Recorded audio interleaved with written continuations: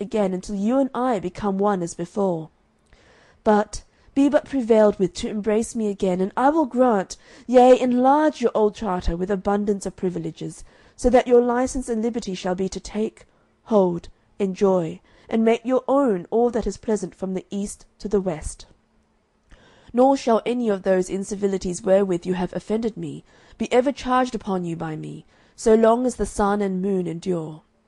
Nor shall any of those dear friends of mine that now, for the fear of you, lie lurking in dens and holes and caves in man's soul, be hurtful to you any more. Yea, they shall be your servants, and shall minister unto you of their substance, and of whatever shall come to hand. I need speak no more. You know them, and have some time since been much delighted in their company.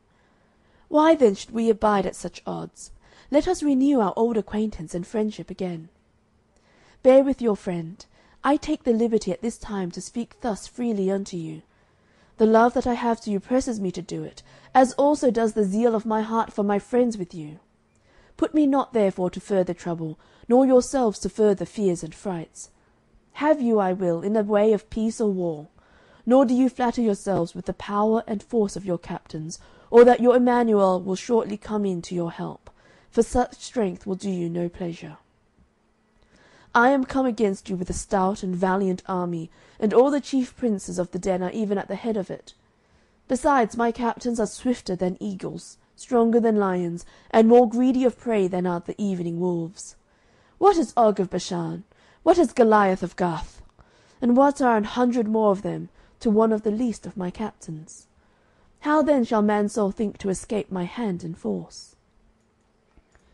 Diabolus, having thus ended his flattery, fawning, deceitful, and lying speech to the famous town of Mansoul, the Lord Mayor replied to him as follows: O Diabolus, prince of darkness, and master of all deceit, thy lying flatteries we have had and made sufficient probation of, and have tasted too deeply of that destructive cup already.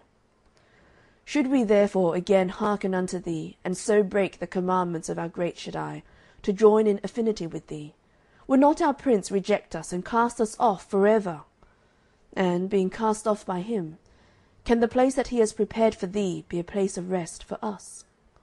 Besides, O thou that art empty and void of all truth, we are rather ready to die by thy hand than to fall in with thy flattering and lying deceits.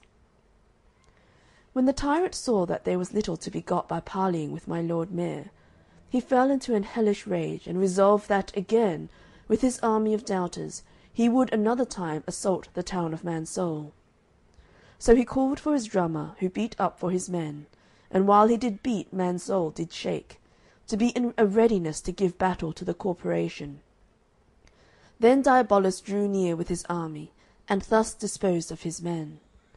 Captain Cruel and Captain Torment, these he drew up and placed against Fieldgate, and commanded them to sit down there for the war. And he also appointed that, if need were, Captain No Ease should come in to their relief. At Nosegate he placed the Captain Brimstone and Captain Sepulchre, and bid them look well to their ward on that side of the town of Mansoul. But at Eyegate he placed that grim-faced one, the Captain Past Hope, and there also now he did set up his terrible standard. Now Captain Insatiable, he was to look to the carriages of Diabolus, and was also appointed to take into custody that, or those persons and things, that should at any time as prey be taken from the enemy.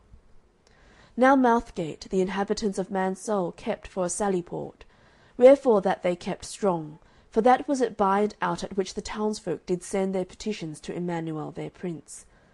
That also was the gate from the top of which the captains did play their slings at the enemies, for that gate stood somewhat ascending, so that the placing of them there and the letting of them fly from that place did much execution against the tyrant's army. Wherefore for these causes with others Diabolus sought, if possible, to land up Mouthgate with dirt. End of chapter 13.